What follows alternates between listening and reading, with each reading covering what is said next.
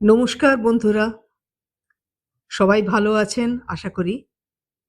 আপনাদের জন্য আন্তরিক শুভেচ্ছা ও ভালোবাসা জানিয়ে আজকে শুরু করছি যোগেশচন্দ্র বন্দ্যোপাধ্যায়ের লেখা বিজয়ী কিশোর। ভয়ে বিনয়ের চোখ ঝলমল করে উঠল, আর তার মুখ হয়ে গেল ফ্যাকাশে রক্তহীন। মাত্র ১৩-১৪ বছরের ছেলে সে, বড়লোকের ছেলে, সুখের কোলে লালিত পালিত। কিন্তু আজ প্রায় মাস দুয়েক যাবৎ যে অকথ্য অত্যাচার ও লাঞ্ছনার ঝড় তার ওপর দিয়ে বয়ে গেছে, তা অতি বড় শক্তিশালী ব্যক্তিকেও ভেঙে তছনছ করে দিয়ে যায়। আজ সকালবেলা থেকে সেই অত্যাচার ও লাঞ্ছনার মাত্রা যেন চরমে উঠে গিয়েছিল। ভোর হতে না হতেই দলপতি ইন্দ্র সিং বন্দি বিনয়কে বুটে ঠোক্কর দিয়ে কর্কশ কণ্ঠে বলে, শোন রে ছোড়া, এবার কাজের কথা শোন। প্রায় ২ মাস তোকে জিইয়ে রেখেছিলুম টাকার আশায়, কিন্তু তোর বাপকে চিঠি দেওয়া সত্ত্বেও তিনি আমাদের কথা শুনলেন না। তাকে জানিয়েছিলাম তোর মুক্তিপণ বাবদ তিনি যেন ১০,০০০ টাকার একটি বান্ডিল এই নদীর মোহানায় শালগড়ের অশ্বত্থ গাছটার নিচে রেখে যায়, তাহলেই তোকে ছেড়ে দেবো। কিন্তু তিনি করলেন উল্টো, তিনি আমাদের পেছনে পুলিশ লেলিয়ে দিয়েছেন, আর সেই সঙ্গে ছুটে এসেছে তোকে উদ্ধার করতে তোর স্কুলেরই গোটা কয়েক ছোঁড়া, অজয়, বীরেন, না এমন ধারা কতগুলো দুগ্ধপোষ্যর দল। কাজেই আর তোকে বাঁচিয়ে রাখা চলে না। আজই তাহলে শেষবারের মতো একবার সূর্যোদয় দেখে নে। যা যা, বাইরে যা, একটু পরেই শুরু হবে আমাদের অভিযান। বিনয় তখনই বুঝে নিয়েছিল দলপতি ইন্দ্র সিং তার কথা রাখবেই, আজই তাকে খুন করা হবে। কিন্তু সে খুন যে এমনভাবে হবে তা সে কল্পনাও করতে পারেনি। সে ভেবেছিল হয়তো হত্যা করা হবে ফাঁসিতে ঝুলিয়ে, অথবা এই বিশাল সুন্দরবনের কোনো গহন কোণে কোনো গাছতলায় দাঁড় করিয়ে পিস্তলের এক গুলিতে তাকে পরপারে পাঠিয়ে দেওয়া হবে। মোট কথা, মৃত্যু যে হবেই তা সে খুব ভালো করেই জানত।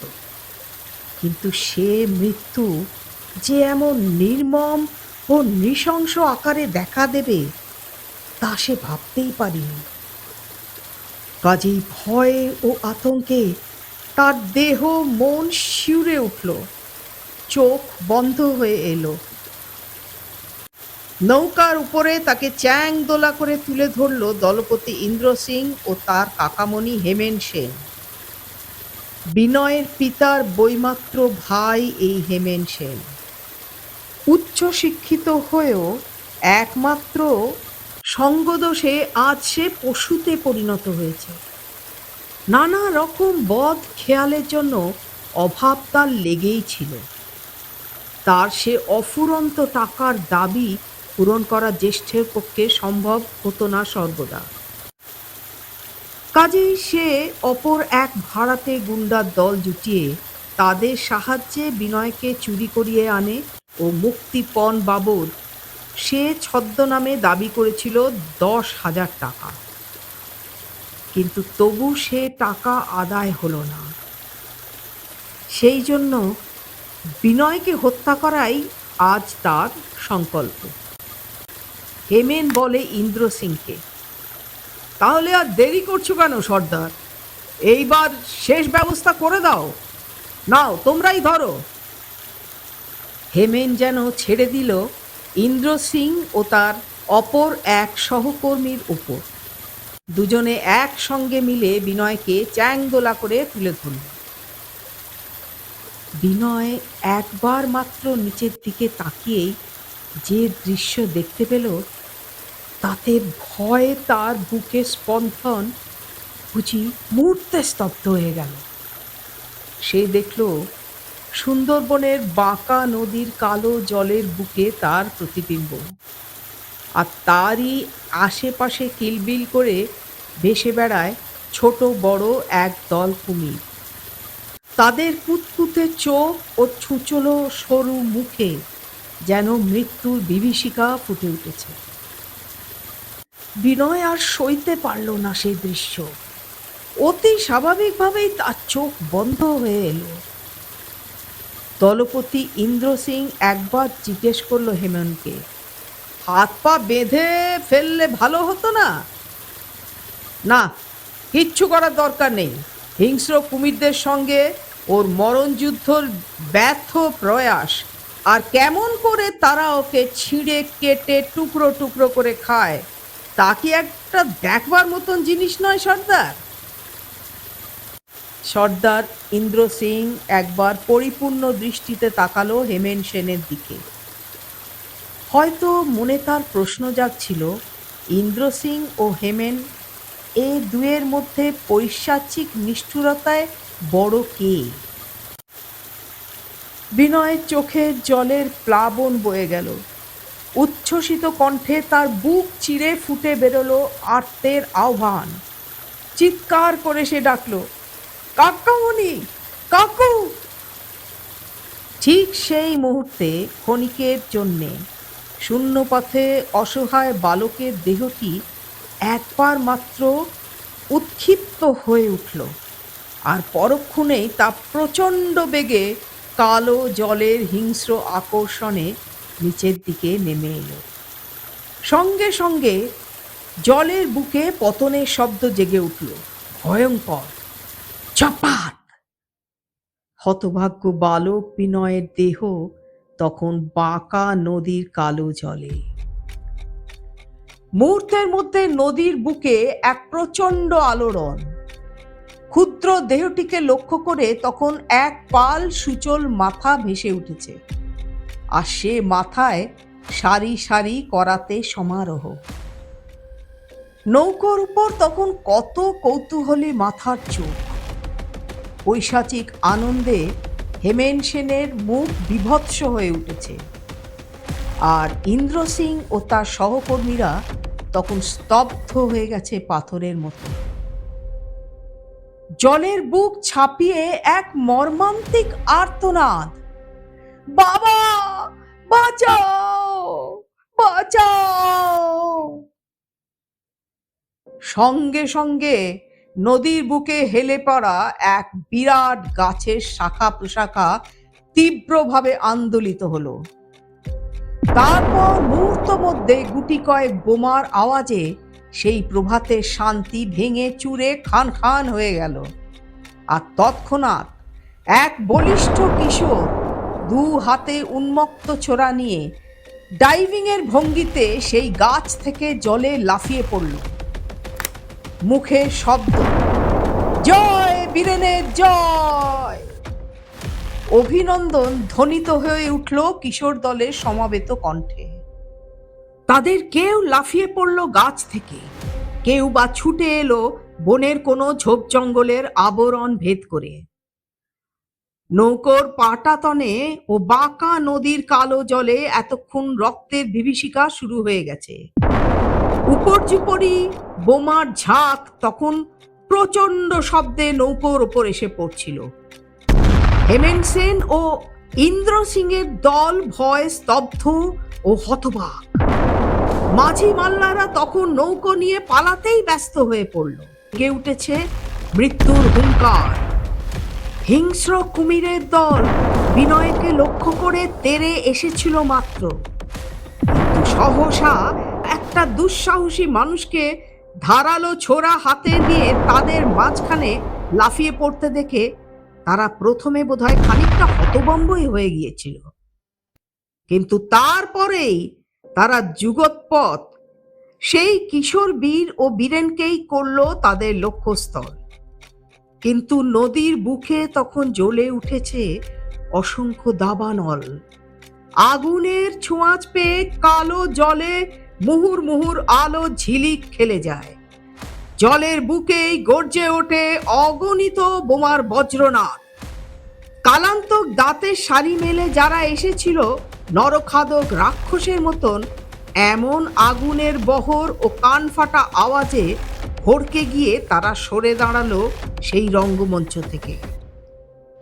বীরেনের পেছনে কখন যে অজয়ও ঝাঁপিয়ে পড়েছিল জলের বুকে কেউ তা জানতো না।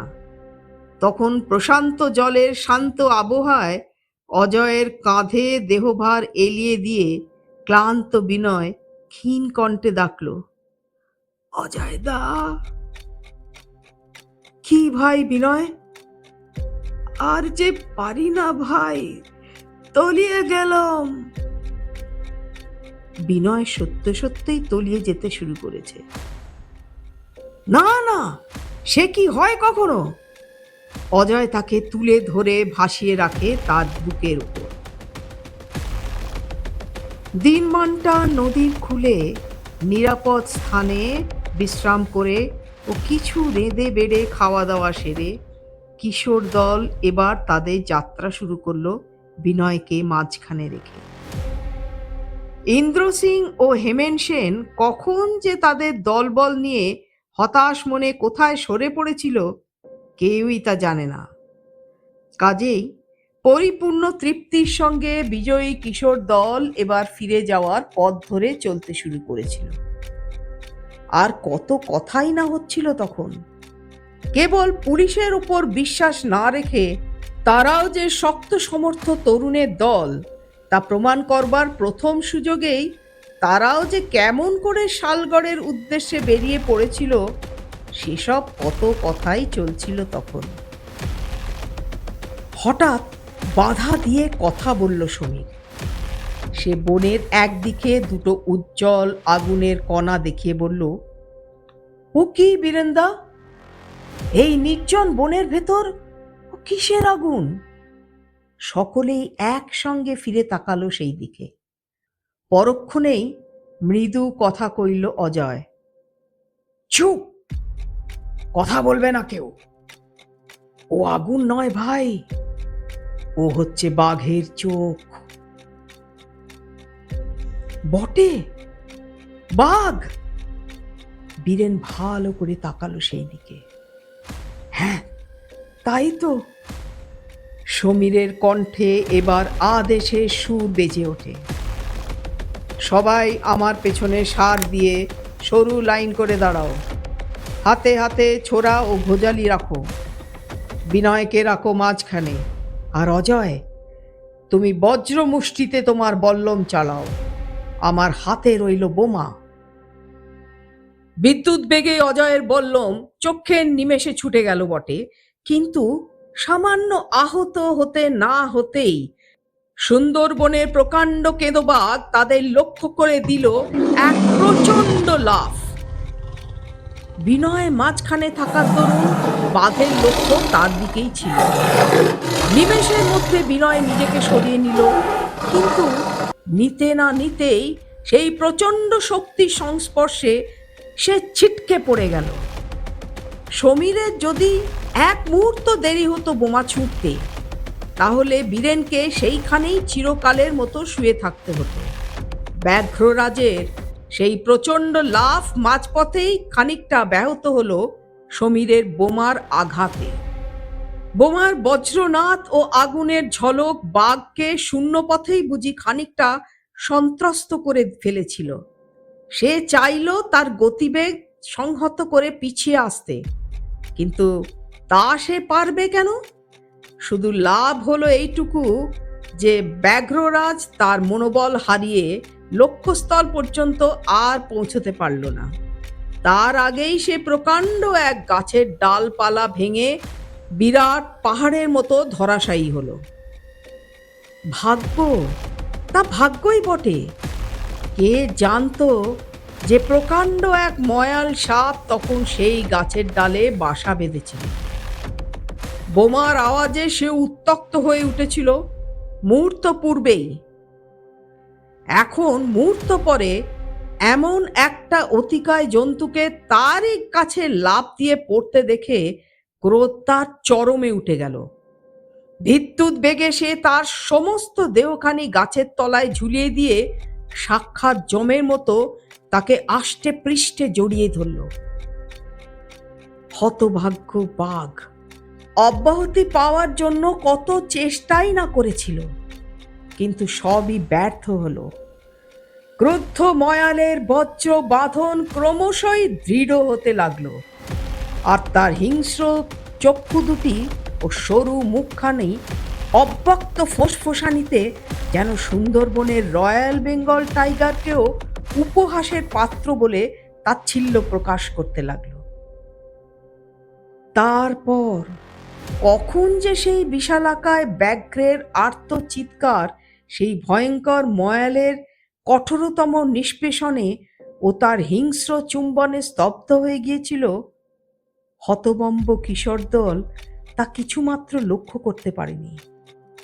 বিস্মিত হতবাক কিশোর দল তখন বিধাতার উদ্দেশ্যে তাদের প্রাণের মৌন প্রার্থনায় নতজানু হয়ে বসে পড়েছিল।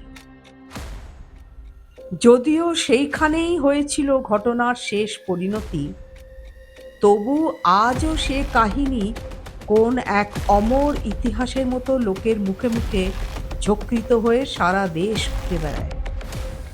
বাঙালি কিশোর দল তাদের বিপন্ন বন্ধুর উদ্ধারে যে সাহস নিয়ে একদিন এগিয়ে গিয়েছিল কুমিরের মুখে ঝাঁপিয়ে পড়তে, বা বল্লম, ছোরা ও বোমার শব্দ দিয়ে যেভাবে তারা একদিন সুন্দরবনের দুরন্ত বাঘকেও মুখোমুখি সাক্ষাৎ করতে কিছুমাত্র ইতস্তত করেনি, রূপকথার মমতা মাখা সেই অলৌকিক কাহিনী আজও এক অলিখিত ইতিহাসের মতো মানুষের স্মৃতিপট ভারী করে রেখেছে। বলা বাহুল্য, বিনয়ের উদ্ধারের পর দলপতি ইন্দ্র সিং ও হেমেন সেন আর বেশি দিন আত্মগোপন করে থাকতে পারেনি। ধরা তারা পড়েছিল, আর কি যে তাদের হয়েছিল সে শাস্তির কথা আর নাই বা বললাম।